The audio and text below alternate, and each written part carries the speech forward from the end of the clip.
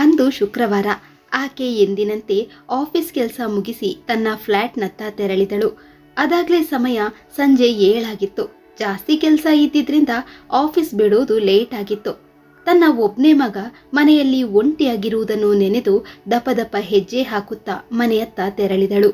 ಪ್ರತಿದಿನ ಓಡಿ ಬಂದು ಅಮ್ಮನ ಮಡಿಲು ಸೇರುತ್ತಿದ್ದ ಮಗ ಅಂದು ಹಾಸಿಗೆಯಿಂದ ಎದ್ದಿರಲಿಲ್ಲ. ವಂದನಾ ಮಗ ರಾಹುಲ್ನನ್ನು ಎಬ್ಬಿಸಲು ಹೋದಾಗ ಮೈ ಜ್ವರದಿಂದ ಸುಡ್ತಾ ಇರುವುದು ಕಂಡು ಬಹು ಕಳವಳಕ್ಕೆ ಒಳಗಾದಳು. ಮಗನನ್ನು ಕರೆದುಕೊಂಡು ನೇರ ಮಕ್ಕಳ ತಜ್ಞರಾದ ಡಾಕ್ಟರ್ ನಮನ್ರ ಕ್ಲಿನಿಕ್ಗೆ ತಲುಪಿದಳು. ಅಲ್ಲಿ ಬಹಳ ರಶ್ ಇದ್ದದ್ದನ್ನು ಕಂಡು ಅವಳ ಎದೆ ದಸಕ್ಕೆಂದಿತು. 8 ಗಂಟೆಗೆ ಮೊದಲು ತಾನು ಮನೆ ತಲುಪಲು ಆಗುವುದೇ ಇಲ್ಲ ಎಂದು ಅವಳಿಗೆ ಗೊತ್ತಾಯಿತು. ಕೊರೋನಾ ಎಷ್ಟು ತಗ್ಗಿದ್ದರಿಂದ ಇದೀಗ ಎಲ್ಲ ಕ್ಲಿನಿಕ್ಗಳು ಹಿಂದಿನಂತೆಯೇ ತುಂಬಿರ್ತಾ ಇದ್ದವು. ಸ್ವಲ್ಪ ಹೊತ್ತಾದ ನಂತರ ಕೊಸರಾಡುತ್ತಿದ್ದ ರಾಹುಲ್ ಅವಳ ಎದೆ ಅಪ್ಪಿಕೊಂಡು ಹಾಗೆ ನಿದ್ರಿಸ್ಬಿಟ್ಟ. ಅಮ್ಮನಿಗೆ ಫೋನ್ ಮಾಡಿ ಕ್ಲಿನಿಕ್ಗೆ ಕರೆಸಿಕೊಳ್ಳಲೆ ಎಂದು ಯೋಚಿಸಿದಳು. ಆದ್ರೆ ಅವಳು ಹಾಗೆ ಮಾಡಲು ಹೋಗ್ಲಿಲ್ಲ. ತಾಯಿ ಶಾರದಮ್ಮ ಬಂದರೆ ಕೊಡುವ ಉದ್ದುದ್ದ ಲೆಕ್ಚರ್ ಕೇಳುವ ಮೂಡ್ನಲ್ಲಿ ಈಗ ಅವಳು ಇರಲಿಲ್ಲ. ಟೋಕನ್ ಹಿಡಿದು ಕಾಯುತ್ತಿದ್ದ ಅವಳನ್ನು 8 ಗಂಟೆಯ ಹೊತ್ತಿಗೆ ಅಕ್ಕ ವಿನುತಾಳ ಫೋನ್ ಎಚ್ಚರಿಸಿತು. ರಾಹುಲ್ಗೆ ಜ್ವರ ಎಂದು ತಿಳಿದು ಅವಳಿಗೆ ಕಸಿವಿಸಿಯಾಯಿತು. ಮನೆಗೆ ಹೋಗಿ ರಾತ್ರಿ ಅಡುಗೆ ಬಗ್ಗೆ ಯೋಚಿಸಬೇಡ ವಂದನಾ. ನೀನು ಮನೆ ತಲುಪುವಷ್ಟರಲ್ಲಿ ನಾನು ನಿಮ್ಮಿಬ್ಬರಿಗೂ ಮನೆಗೆ ಊಟ ತಂದು ಕೊಡ್ತೀನಿ ಎಂದು ಅಕ್ಕರೆಯಿಂದ ಹೇಳಿದಳು ವಿನುತಾ. ವಿನುತಾಳ ಮಾತು ಕೇಳಿ ಅವಳಿಗೆಷ್ಟೋ ಸಮಾಧಾನವಾಯಿತು. ಮಗುವನ್ನು ಪರೀಕ್ಷಿಸಿದ ಡಾಕ್ಟರ್ ನಮನ್ ಮಾಮೂಲಿ ಫೀವರ್, ಆತಂಕ ಪಡಬೇಕಾಗಿಲ್ಲ ಎಂದರು. ಮಗುವಿಗೆ ಜ್ವರ ಬಿಡುವವರೆಗೂ ಹುಷಾರಾಗಿ ನೋಡ್ಕೊಳ್ಳಿ. ಗಂಜಿ, ಇಡ್ಲಿ, ಮೊಸರನ್ನ ಮಾತ್ರ ಕೊಡಿ. ಖಾರದ್ದು ಏನೂ ಬೇಡ. ಅಗತ್ಯವೆನಿಸಿದರೆ ನನಗೆ ಫೋನ್ ಮಾಡಿ. ಯಾವುದಕ್ಕೂ ಒಂದು ಸಲ RT-PCR ಕೋವಿಡ್ ಟೆಸ್ಟ್ ಮಾಡಿಸ್ಬಿಡಿ. ಆಗ ಟೆನ್ಷನ್ ಇರುವುದಿಲ್ಲ ಎಂದು ಸಲಹೆ ನೀಡಿದರು. ಪಕ್ಕದಲ್ಲಿದ್ದ ಕೆಮಿಸ್ಟ್ನಿಂದ ಮಾತ್ರೆ, ಟಾನಿಕ್ ಕೊಂಡು ಆಟೋ ಹಿಡಿದು ಅವಳು ಮನೆ ತಲುಪುವಷ್ಟರಲ್ಲಿ 9 ದಾಟಿತ್ತು. ಬಂದವಳೆ ಪಕ್ಕದ ಹೋಟೆಲ್ನಿಂದ 2 ಬಿಸಿ ಇಡ್ಲಿ ತಂದು ರಾಹುಲನಿಗೆ ತಿನ್ನಿಸಿ ಮಾತ್ರೆ ಕೊಟ್ಟು ಟಾನಿಕ್ ಕುಡಿಸಿದಳು. ನಂತರ ಟೀ ಕುಡಿಯೋಣ ಎಂದು ನೀರು ಕುದಿಸಿ ಪುಡಿ ಹಾಕಿದಳು. ಟೀ ಜೊತೆ ಅಗತ್ಯ ತಲೆನೋವಿನ ಮಾತ್ರೆ ಬೇಕೆನಿಸಿತು. ಮಾತ್ರೆ ನುಂಗಿದ ಅವಳು 2 ಗುಟುಕು ಟೀ ಕುಡಿಯುವಷ್ಟರಲ್ಲಿ ರಾಹುಲ್ ಎದ್ದು ವ್ಯಾಕ್ ಎಂದು ವಾಂತಿ ಮಾಡಿಕೊಂಡಿದ್ದ. ಗಾಬರಿಯಲ್ಲಿ ಟೀ ಮರೆತು ಓಡಿ ಹೋಗಿ ಅವನ ಬಾಯಿ ತೊಳೆಸಿ ಕ್ಲೀನ್ ಮಾಡಿ ಬಟ್ಟೆ ಬದಲಾಯಿಸಿ ಅವನನ್ನು ಮಲಗಿಸಿ ಬರುವಷ್ಟರಲ್ಲಿ ಅವಳ ಟೀ ಆರಿ ತಣ್ಣಗಾಗಿತ್ತು. ದಿನವಿಡೀ ದುಡಿತದ ಹೋರಾಟದಿಂದ ಹೈರಾಣನಾಗಿದ್ದ ಅವಳಿಗೆ ಅಳು ಉಕ್ಕಿ ಬಂತು. ಅಷ್ಟರಲ್ಲಿ ಕರೆಗಂಟೆ ಬಾರಿಸಿದ ವಿನುತಾ ಪತಿ ಸೌರವ್ನೊಡನೆ ಒಳ ಬಂದಳು. ವಂದನಾ, ನೀನು ಮಗು ಹತ್ರನೇ ಇರು, ನಾನು ಇದನ್ನೆಲ್ಲ ತುಸು ಬಿಸಿ ಮಾಡ್ತೀನಿ. ಮಹಾ ಚುರುಕಿನ ಸ್ವಭಾವದ ವಿನುತಾ ತಕ್ಷಣ ಗ್ರೇವಿ ಬಿಸಿ ಮಾಡಿ ಅನ್ನವನ್ನು ಮೈಕ್ರೋವೇವ್ನಲ್ಲಿಟ್ಟು ಚಪಾತಿ ಬಿಸಿಯಾಗಿಸಲು ತವಾ ಇರಿಸಿದಳು. ಸೌರವ್ ವಂದನಾಳನ್ನು ಮಗುವಿನ ಆರೋಗ್ಯದ ಬಗ್ಗೆ ವಿಚಾರಿಸ್ತಾ ಇದ್ದ. ಅದಾದ 10 ನಿಮಿಷಗಳಲ್ಲಿ ಇವಳ ತಾಯಿ ಶಾರದಮ್ಮ ಮಗ ಸೊಸೆ ಜೊತೆ ಅಲ್ಲಿಗೆ ಬಂದು ಸೇರಿದರು. ಎಲ್ಲರೂ ಆತಂಕದಿಂದ ರಾಹುಲ್ನ ಆರೋಗ್ಯದ ಬಗ್ಗೆ ವಿಚಾರಿಸಿದರು. ಎಚ್ಚರಗೊಂಡ ಮೊಮ್ಮಗನನ್ನು ಮಡಿಲಿಗೆ ಹಾಕಿಕೊಂಡು ಅಜ್ಜಿ ತಟ್ಟತೊಡಗಿದಾಗ ರಾಹುಲ್ಗೆ ಬಹಳ ಖುಷಿ ಎನಿಸಿತು. ಅಜ್ಜಿ, ಇವತ್ತು ನೀನು ಇಲ್ಲೇ ಇರಬೇಕು. ನಿನ್ನ ಕೈಯಲ್ಲೇ ನಾನು ಊಟ ಮಾಡುವುದು. ಮತ್ತೆ ರಾಧಮ್ಮ ಅಜ್ಜಿ ತರಹ ನೀನು ನನಗೆ ಒಳ್ಳೊಳ್ಳೆ ಕತೆ ಹೇಳಬೇಕು ಎಂದು ರಾಹುಲ್ ಅಜ್ಜಿಯ ಸೆರಗಿನಲ್ಲಿ ಮುಖ ತೋರಿಸಿಕೊಂಡ. ಅವನಿಗೆ ಬಿಸಿ ಅನ್ನಕ್ಕೆ ಮೊಸರು ಹಾಕಿ ಕಲಸಿ ಅಮ್ಮನ ಕೈಗೆ ತಿನ್ನಿಸಲು ಕೊಟ್ಲು. ಅಜ್ಜಿಯ ಕೈ ತುತ್ತು ಆದ್ದರಿಂದ ರಾಹುಲ್ ಗಲಾಟೆ ಒಲ್ಲದೆ ಊಟ ಮಾಡಿ ಅಜ್ಜಿ ಪಕ್ಕ ಮಲಗ್ಬಿಟ್ಟ. ಎಲ್ಲರೂ ಹಾಲ್ನಲ್ಲಿ ಬಂದು ಕುಳಿತರು. ಏನೇ ಆಗ್ಲಿ, ವಂದನಾ ಅತ್ತೆ ಮನೆ ಬಿಟ್ಟು ಹೀಗೆ ಒಂಟಿಯಾಗಿ ಬಂದು ಇರಬಾರ್ದು ಎಂದು ಅವಳ ತಮ್ಮ ವಿಕಾಸ್, ಅವನ ಪತ್ನಿ ಅಂಜಲಿ ಹೇಳಿದರು. ವಂದನಾ ಮಾಡಿದ್ದೋ ಸರಿಯಾಗಿ ಇದೆ ಎಂದು ಅವಳ ಅಕ್ಕ ವಿನುತಾ, ಭಾವ ಸೌರವ್ ಸಮರ್ಥಿಸಿದರು. ಎಲ್ಲರೂ ಭೇಟಿಯಾದಾಗ ಈ ವಾದ ವಿವಾದ ನಡೀತಾನೆ ಇರ್ತಿತ್ತು. ಮೊದಲೇ ತಲೆನೋವಿನಿಂದ ಕಂಗೆಟ್ಟಿದ್ದ ವಂದನಾ ಇವರುಗಳ ಈ ವಾದ ನಿಲ್ಲಿಸಿದ್ರೆ ಸಾಕು ಎಂದು ಕಾದಳು. ಆದರೆ ಮನೆಗೆ ಬಂದವರಿಗೆ ಜೋರಾಗಿ ವಾದ ಮಾಡಬೇಡಿ ಎಂದು ಹೇಳುವುದಾದ್ರೂ ಹೇಗೆ? ಏನೇ ತಕರಾರಿರಲಿ ಅದನ್ನು ಅಗತ್ಯಕ್ಕಿಂತ ಹೆಚ್ಚಿಗೆ ಎಳೆದಾಡಬಾರ್ದು. ಅತ್ತೆ ಮನೆ ಬಿಟ್ಟು ಬಂದು ನೀನು ಮಗುವಿನ ಜೊತೆ ಈ ಸಿಂಗಲ್ ಬೆಡ್ರೂಮ್ ಫ್ಲ್ಯಾಟ್ನಲ್ಲಿ ಯಾವ ಹಠ ಸಾಧನೆಗಾಗಿ ಹೀಗೆ ಕಷ್ಟಪಡಬೇಕು? ಅರುಣಂತೂ ಅದೆಷ್ಟು ಸಲ ನಿನ್ನನ್ನು ವಾಪಸ್ ಕರೆಯಲು ಬಂದಿದ್ದಾರೆ. ನೀನು ಹೀಗೆ ಒಂಟಿ ಬಡುಕಿಯಾಗಿ ಬಾಳುವುದು ಏನೇನೋ ಚೆನ್ನಾಗಿಲ್ಲ. ಅವಳ ತಮ್ಮ ವಿಕಾಸ್ ಹೇಳಿದ ತಕ್ಷಣ ಅಕ್ಕ ವಿನುತಾ ಸುಮ್ಮನಿದ್ದಾಳ. ಅವಳು ಎಷ್ಟೋ ಕಷ್ಟಪಟ್ಟು ಈ ಮನೆ ಮಾಡಿಕೊಂಡು ಸ್ವತಂತ್ರವಾಗಿ ನೆಮ್ಮದಿಯಾಗಿದ್ದಾಳೆ. ಇದಕ್ಕೆ ಅಡ್ಡಿಪಡಿಸುವ ಮಾತು ಬೇಡ ವಿಕಾಸ್. ತಮ್ಮನ ಮಾತು ವಿನುತಾಳಿಗೆ ರುಚಿಸಲಿಲ್ಲ. ಅವಳೇನು ಬೇಕು ಅಂತ ಆ ಮನೆ ಬಿಟ್ಟು ಬಂದ್ಲೆ. ಅತ್ತೆ ಮನೆಯ ನರಕ 7 ವರ್ಷ ಅನುಭವಿಸಿದ್ದಾಳೆ. ಮಾತಿಗೂ ತಿರಸ್ಕಾರ, ಅಪಮಾನ, ಬೇಸರದ ನುಡಿಗಳು ಎಷ್ಟು ಅಂತ ಸಹಿಸುತ್ತಾಳೆ. ಅವಳು ಸ್ವಾಭಿಮಾನಿ ತಾನೆ. ಒಳಗೂ ಹೊರಗೂ ಎರಡೂ ಕಡೆ ದುಡಿತಾ ಇದ್ಲು ತಾನೆ. ಇಷ್ಟಕ್ಕೂ ಅರುಣನಿಗೆ ಹೆಂಡತಿ ಮಗನ ಮೇಲೆ ಅಕ್ಕರೆ ಇದ್ರೆ ಆ ಜಾಯಿಂಟ್ ಫ್ಯಾಮಿಲಿ ಬಿಟ್ಟು ಬೇರೆಯಾಗಿ ಬಂದಿರಬಾರ್ದೆ. ಏನೇ ಆಗ್ಲಿ ವಂದನಾ, ಇನ್ನು ಆ ಮನೆಗೆ ವಾಪಸ್ ಹೋಗೋದಿಲ್ಲ. ಸುಮ್ಮನೆ ಇರಕ್ಕ ನೀನು. ಮೊದಲಿನಿಂದಲೇ ನೀನು ಅವಳ ತಲೆ ಕೆಡಿಸಿ ಇಲ್ಲದ ವಿಚಾರ ಅವಳ ತಲೆ ತುಂಬಿಸಿದ್ದೀಯ. ಇಲ್ಲಿದ್ರೆ ಅವಳು ಹಾಯಾಗಿ ಗಂಡನ ಜೊತೆ ಸಂಸಾರ ಮಾಡಿಕೊಂಡು ಆ ಮನೆಯಲ್ಲೇ ಇರ್ತಾ ಇದ್ಲು. ಹಿರಿಯಕ್ಕನಿಂದಲೇ ಕಿರಿಯಕ್ಕನ ಸಂಸಾರ ಹೀಗಾಗಿದ್ದು ಎಂದು ಅವನಿಗೆ ಬಹಳ ಬೇಸರವಿತ್ತು. ಹಾಗಲ್ಲ ವಿಕಾಸ್, ಅನಗತ್ಯವಾಗಿ ವಿನುತಾಳ ಮೇಲೆ ಆರೋಪ ಹೊರಿಸಬೇಡ. ಸೌರವ್ ಹೆಂಡತಿಯ ಪಕ್ಷ ವಹಿಸುತ್ತಾ ಹೇಳಿದ. ನಾವಿಬ್ರು ವಂದನಾಳಿಗೆ ಸಪೋರ್ಟ್ ಆಗಿದ್ದೇವೆ. ಬೇರೆ ಫ್ಲಾಟ್ನಲ್ಲಿ ಬಂದು ವಾಸಿಸಬೇಕೆಂಬುದು ವಂದನಾಳ ನಿರ್ಧಾರ ಆಗಿತ್ತು. ಮುಂದೆ ಅವಳು ಖಂಡಿತ ತನ್ನ ಗುರಿ ಮುಟ್ಟುತ್ತಾಳೆ, ನೋಡ್ತಾ ಇರು ಎಂದ ಸೌರವ್. ಇಂತಹ ಪ್ರೆಷರ್ನಿಂದ ತಲೆ ಕೆಡಿಸ್ಕೊಂಡು ಅರುಣ್ ತನ್ನ ಸ್ವಂತ ಮನೆ ಬಿಟ್ಟು ಬರ್ತಾನೆ ಅಂತೀಯ? ವಿನುತಾಳ ಕಡೆ ನೋಡುತ್ತಾ ವಿಕಾಸ್ ಕೇಳಿದ. ಇನ್ನೇನ್ ಮತ್ತೆ, ತನ್ನ ಹೆಂಡತಿ ಮಗುವನ್ನು ಪ್ರೀತಿಸುವ ಯಾವ ಗಂಡ ತಾನೇ ಅವರನ್ನು ಬಿಟ್ಟು ಇಷ್ಟು ದಿನ ದೂರ ಇರಬಲ್ಲ? ಸವಾಲು ಒಡ್ಡಿದಳು ವಿನುತಾ. ಹಾಗೇನೂ ಆಗಲ್ಲ ಬಿಡಿ ಅಕ್ಕ. ಅಂಜಲಿ ಇದೀಗ ಗಂಡನನ್ನು ಸಮರ್ಥಿಸುತ್ತಾ ನುಡಿದಳು. ಅರುಣ್ ಬಾವ ತಮ್ಮ ಮನೆಯವರ ಜೊತೆ ಮೊದಲಿನಿಂದ ಬಹಳ ಸೆಂಟಿಮೆಂಟ್ ಆಗಿ ಬೆರೆತು ಹೋಗಿದ್ದಾರೆ. ಅವರ ತಂಗಿ ದಿವ್ಯಾ ಮದುವೆಯಾಗದೆ ಇನ್ನು ಮನೆಯಲ್ಲೇ ಉಳಿದಿದ್ದಾರೆ. ಅವಳ ಜವಾಬ್ದಾರಿ ಕಳೆಯುವವರೆಗೂ ಇವರು ಬೇರೆ ಮನೆ ಮಾಡೋದು ಕನಸಿನ ಮಾತು. ಅದ್ಸರಿ ಕಣಮ್ಮ, ತಾನು ಬೇರೆ ಸಂಸಾರ ಹೂಡಿದ ಮಾತ್ರಕ್ಕೆ ಅರುಣ್ ತಂಗಿಯ ಮದುವೆ ಜವಾಬ್ದಾರಿ ಹೊರಬಾರದು ಎಂದು ಯಾರು ಹೇಳಿದ್ರು? ವಿನುತಾ ಮಾತು ಮುಂದುವರೆಸಿದ್ಲು. ನಮ್ಮ ವಂದನಾಳನ್ನು ಸದಾ ಸುಖಿಯಾಗಿ ಇರಿಸಿಕೊಳ್ಳುವುದು ಮದುವೆಯಾಗಿ ಕೈ ಹಿಡಿದ ಅವನ ಜವಾಬ್ದಾರಿ ಅಲ್ವೇ? ವಿನುತಾಳ ಇಂತಹ ನೇರ ಪ್ರಶ್ನೆಗೆ ವಿಕಾಸ್ ಅಂಜಲಿ ಏನ್ ತಾನೇ ಉತ್ತರಿಸಲು ಸಾಧ್ಯ? ಅರುಣ್ ವಂದನಾರ ನಡುವೆ ಉಂಟಾದ ವೈಮನಸ್ಯಕ್ಕೆ ಪರವಿರೋಧವಾಗಿ ಆ ನಾಲ್ವರಲ್ಲಿ ಚರ್ಚೆ ಮುಂದುವರಿದೇ ಇತ್ತು. ಈ ಮಧ್ಯೆ ವಿನುತಾ ಒತ್ತಾಯಿಸಿದ್ದರಿಂದ ವಂದನಾ 2 ಚಪಾತಿ ತಿಂದು ಮೊಸರನ್ನ ಬೇಡ ಎಂದು ತಟ್ಟೆ ತೊಳೆದಿಟ್ಟು ಬಂದಳು. ತಲೆ ಸಿಡಿತಾ ಇದ್ದರೂ ಬಂದವರು ಹೊರಡುವ ತನಕ ಅವಳು ಮಲಗುವ ಹಾಗಿರಲಿಲ್ಲ. ಆಗ ಅವಳಿಗೆ ಬೇಡವೆಂದರೂ ಪತಿಯ ಜೊತೆ ಕಳೆದ ಆ ದಿನಗಳು ನೆನಪಾಗತೊಡಗಿದವು. ಇವರೆಲ್ಲರ ವಾದಕ್ಕೆ ಅವಳೇನು ಉತ್ತರ ಕೊಡಲು ಹೋಗಲಿಲ್ಲ. ಅವಳಿಗೆ ಅದರಲ್ಲಿ ಆಸಕ್ತಿಯೂ ಇರಲಿಲ್ಲ.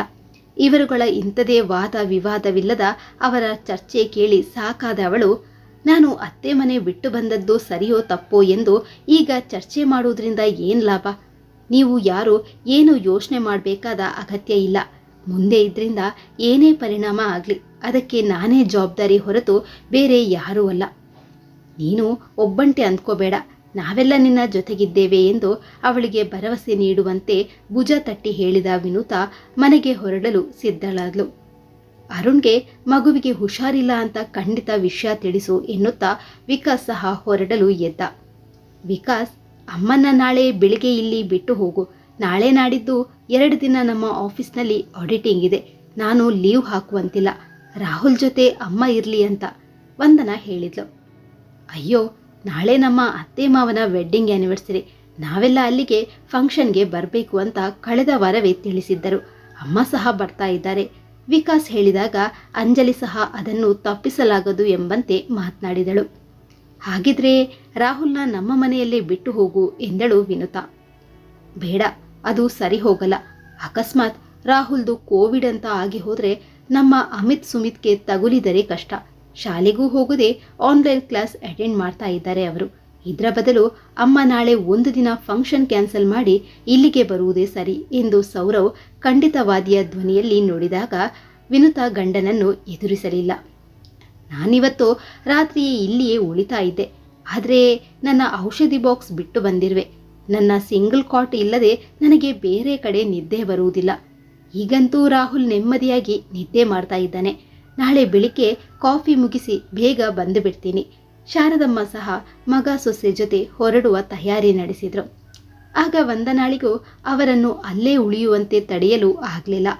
ಅವರೆಲ್ಲ ಹೊರಟು ಹೋದ ನಂತರ ಅವಳು ರಾಹುಲ್ ಬಳಿ ಅವನನ್ನು ತಟ್ಟುತ್ತಾ ಸುಮ್ಮನೆ ಸೂರು ದಿಟ್ಟಿಸುತ್ತಾ ಇದ್ದು ಬಿಟ್ಟಳು.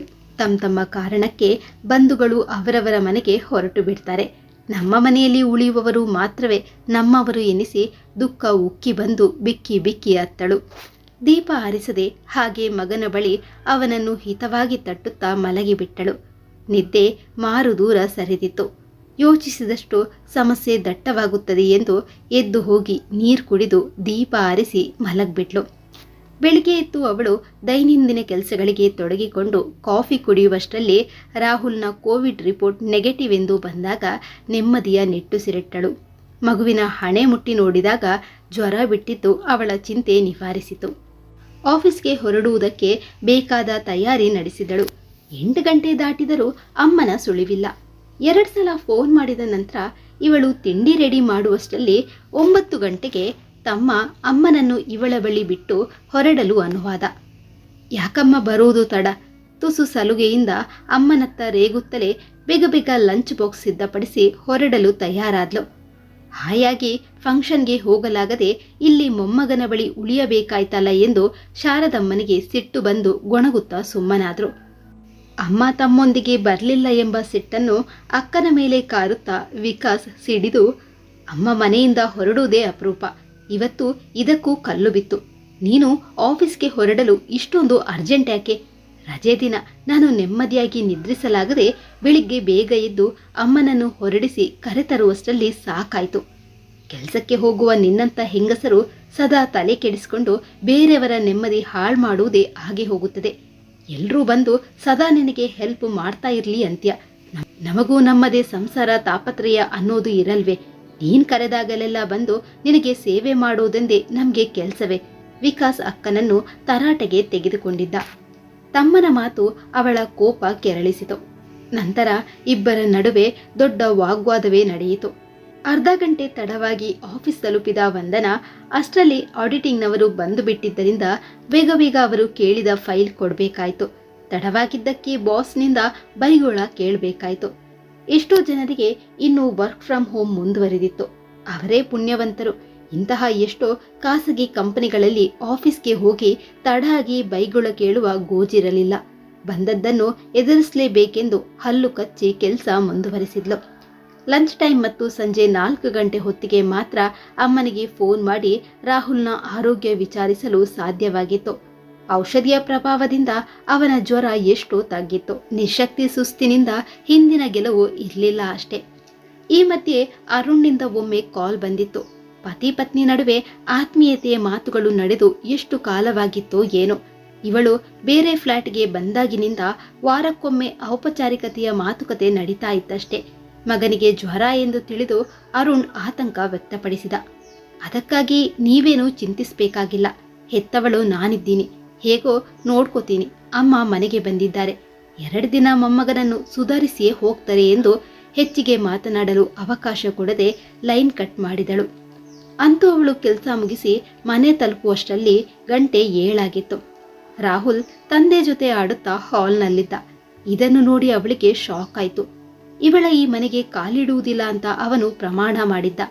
ಬೇರೆ ಮನೆ ಹೂಡೋಣ ಎಂಬ ಅವಳ ಸಲಹೆಗೆ ಅವನು ಬಹಳ ವಿರೋಧಿಸಿದ್ದ. ಅಮ್ಮ ಬಂದ ತಕ್ಷಣ ಓಡಿ ಬಂದು ಅವಳನ್ನು ಅಪ್ಪಿಕೊಂಡ ರಾಹುಲ್. ಉತ್ಸಾಹದಿಂದ ಅಪ್ಪ ಕೊಡಿಸಿದ ಆಟಿಕೆಗಳನ್ನು ತೋರಿಸಿದ. ಶಾರದಮ್ಮ ಅಳಿಯನೊಂದಿಗೆ ಹಾರ್ದಿಕವಾಗಿ ಮಾತನಾಡ್ತಾ ಇದ್ರು. ಮಗಳು ಬಂದ ನಂತರ ಒಳಗೆ ಹೋಗಿ 3 ಕಪ್ಪು ಟೀ ಮಾಡಿಕೊಂಡು ತಂದರು. ಮೂವರು ರಾಹುಲ್ ಮುಖಾಂತರವೇ ಮಾತನಾಡಿಕೊಳ್ಳುತ್ತಿದ್ದರು. ತನ್ನವರನ್ನೆಲ್ಲ ಒಟ್ಟಿಗೆ ಕಂಡು ಉತ್ಸಾಹಿತನಾಗಿದ್ದ ರಾಹುಲ್ ಹಿಂದಿನ ಅದೇ ಚಟುವಟಿಕೆ ಗಳಿಸಿ ಮಿಂಚುತ್ತಿದ್ದ. ಟೀ ಮುಗಿಸಿ ಡ್ರೆಸ್ ಚೇಂಜ್ ಮಾಡಲು ವಂದನಾ ಒಳಗಿನ ಕೋಣೆಗೆ ಹೋದ್ಲು. ಅವಳು ಮುಖ ತೊಳೆದು ಹಾಲ್ಗೆ ಬಂದಾಗ ಅರುಣ್ ಅಲ್ಲಿಂದ ಹೊರಡಲು ಎದ್ದಿದ್ದ. ಪಪ್ಪ, ನೀವು ಹೋಗ್ಬೇಡಿ ಪ್ಲೀಸ್, ಇವತ್ತು ನನ್ನ ಜೊತೆ ಮಲ್ಕೊಳ್ಳಿ. ಮುದ್ದುಗರೆಯುತ್ತಾ ತನ್ನನ್ನು ಎತ್ತಿಕೊಂಡಿದ್ದ ಅಪ್ಪನ ಕೊರಳನ್ನು ಅಪ್ಪಿ ಹಿಡಿದು ಹೇಳಿದ ರಾಹುಲ್. ನೀನೇನು ಹೆದರ್ಬೇಡ ಮಗು, ನನ್ನ ಟೈಗರ್ ಸನ್ ಅಲ್ವಾ ನೀನು, ಧೈರ್ಯವಾಗಿರಬೇಕು. ಟೈಮ್ಗೆ ಊಟ ಮಾಡಿ ಮಾತ್ರೆ ಔಷಧಿ ತಗೋಬೇಕು. ಅಮ್ಮ ಅಜ್ಜಿಯರಿಗೆ ಒಂಚೂರು ತೊಂದರೆ ಮಾಡಬಾರ್ದು. ನಿನಗೆ ಪೂರ್ತಿ ವಾಸಿ ಆಗಲಿ, ಆಮೇಲೆ 1 ರೌಂಡ್ ಕಬ್ಬನ್ ಪಾರ್ಕಿಗೆ ಹೋಗಿ ಬರೋಣ. ಮಗನ ಹಣೆ ಮುದ್ದಿಸುತ್ತಾ ಅವನನ್ನು ಮನಸ್ಸಿಲ್ಲದೆ ಕೆಳಗಿಳಿಸಿದ ಅರುಣ್. ನೀವು ಸ್ವಲ್ಪ ಹೊತ್ತು ಇಲ್ಲೇ ಇವನ ಜೊತೆ ಕಾರ್ಟೂನ್ ನೋಡ್ತಾ ಕುಳಿತಿರಿ, ನಾನು ರಾತ್ರಿ ಅಡುಗೆ ಗಮನಿಸಿ ಬರ್ತೀನಿ. ಪತ್ನಿಯ ಮಾತು ಕೇಳಿ ಮಗನ ಮೇಲಿನ ವ್ಯಾಮೋಹದಿಂದ ಅವನನ್ನು ಬಿಟ್ಟಿರಲಾಗದೆ ಅಲ್ಲೇ ಸೋಫಾದ ಮೇಲೆ ಕುಳಿತ ಅರುಣ್. ಶಾರದಮ್ಮ ಮಗನ ಮನೆಯಿಂದ ಬರುವಾಗಲೇ ಏನಾದರೂ ಅಡುಗೆ ಮಾಡಿ ತರುತ್ತೇನೆ ಎಂದಿದ್ದರೂ ವಂದನ ಖಡಾಖಂಡಿತ ಅದನ್ನು ಬೇಡ ಎಂದು ನಿರಾಕರಿಸಿದ್ದಳು. ಇದೀಗ ಗಂಡನನ್ನು ಕೂರಿಸಿ ಅಡುಗೆ ಮಾಡಲು ಬಂದ ಮಗಳ ಸ್ವಭಾವ ಅವರಿಗೆ ಅರ್ಥ ಆಗಲಿಲ್ಲ. ಒಂದು ಹೊತ್ತಿಗಾಗುವಂತೆ ತಾಯಿ ಮಗಳು ಬೇಗ ಒಂದಿಷ್ಟು ಅಡುಗೆ ತಯಾರಿಸತೊಡಗಿದರು. ಅಳಿಯ ಹೋದ್ಮೇಲೆ ಮಗಳ ಮನದಲ್ಲಿ ಏನಿದೆ ಎಂದು ಕೇಳಬೇಕು ಎಂದುಕೊಂಡ್ರು. ಇವತ್ತು ಅರುಣ್ ಮೂಡ್ ಬಹಳ ಚೆನ್ನಾಗಿದೆ, ಈ ಅವಕಾಶ ಬಿಡ್ಬೇಡ. ಹೇಗಾದ್ರೂ ಮಾಡಿ ಅವರ ಬಳಿ ಮಾತನಾಡಿ ಬೇರೆ ಮನೆ ಮಾಡಲೇಬೇಕು, ನಿಮ್ಮನ್ನು ಬಿಟ್ಟಿರಲಾಗದು ಎಂದು ಒತ್ತಾಯಿಸು.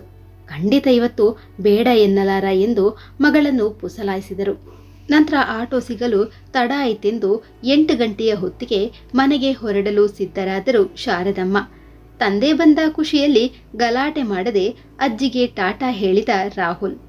ದಿಢೀರ್ ಡ್ರೈ ಪಲಾವ್, ಒಂದಿಷ್ಟು ಸಜ್ಜಿಗೆ ಮಾಡಿ ರಾಯ್ತ ಸಿದ್ಧಪಡಿಸಿದಳು ವಂದನಾ.